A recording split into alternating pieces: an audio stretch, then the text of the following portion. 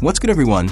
Welcome back to the channel, where we dive into some of the craziest and most unforgettable moments boxing has ever seen.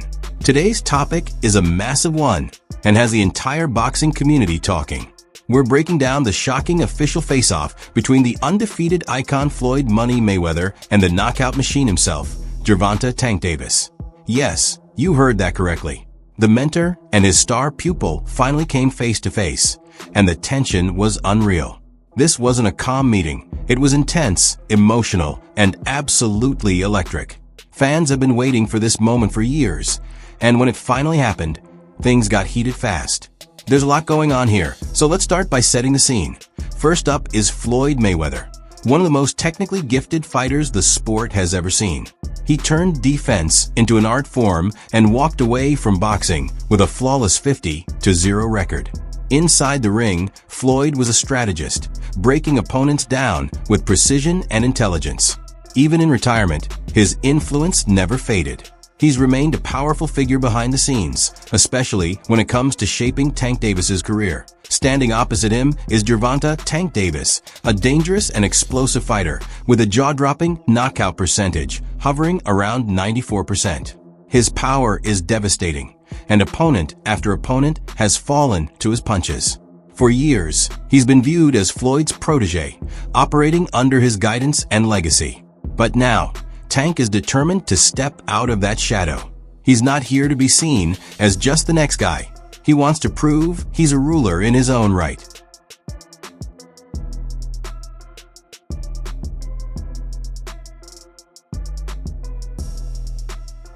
So what happens when two larger-than-life personalities finally clash?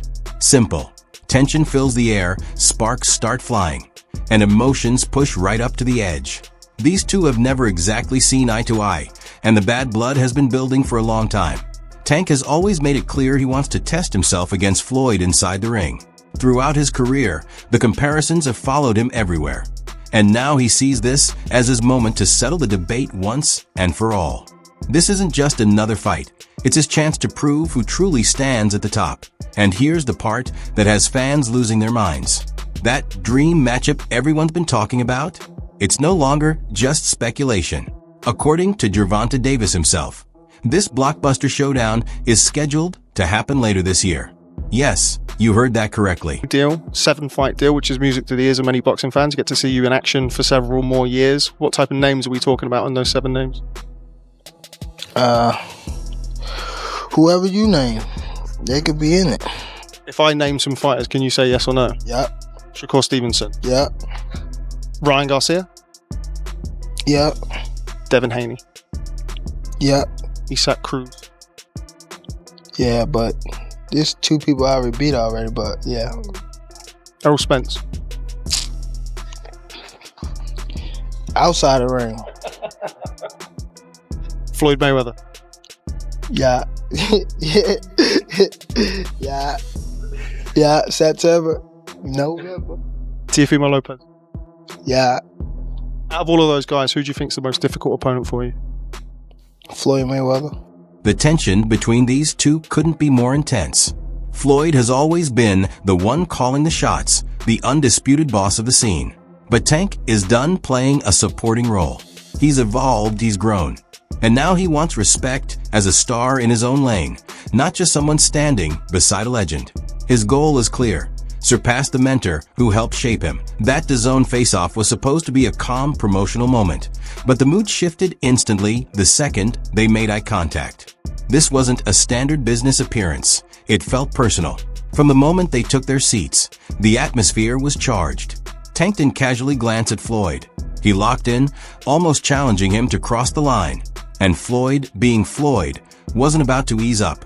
He thrives on psychological warfare and knew exactly which buttons to press. Gervonta Davis was visibly fired up, looking ready to explode.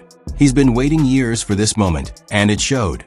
What started as a simple face-off quickly spiraled into chaos. Security had to jump in as things got out of hand, with Tank springing up from his seat like he was ready to settle it right there. The tension was off the charts, making it obvious this wasn't just hype for the cameras. This isn't just another fight. It's deeply personal, and it's about to get a whole lot more intense.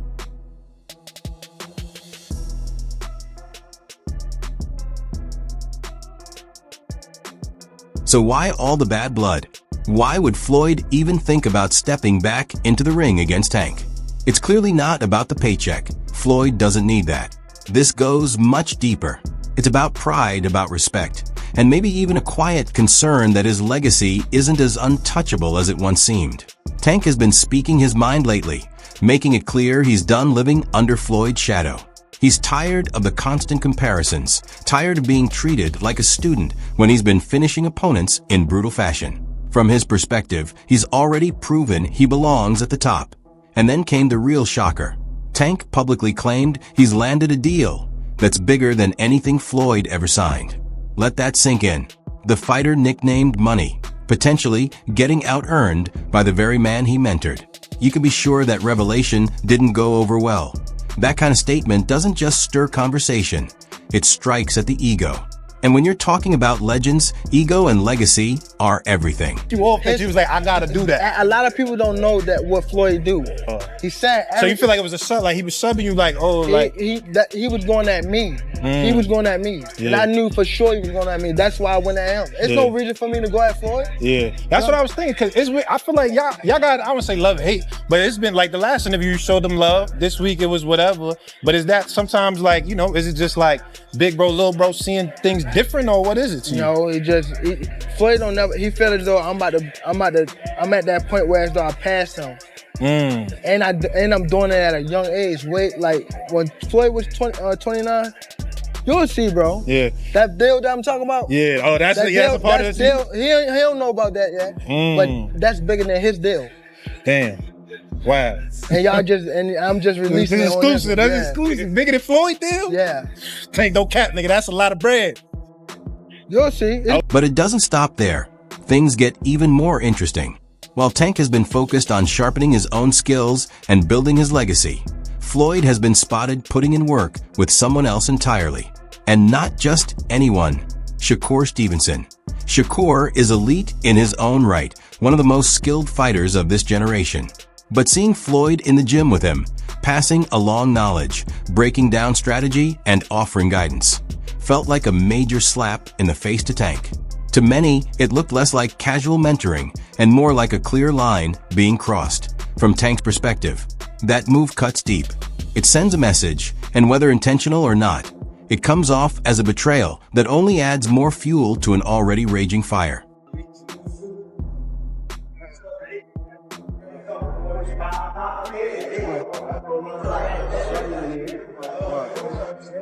And it gets even messier.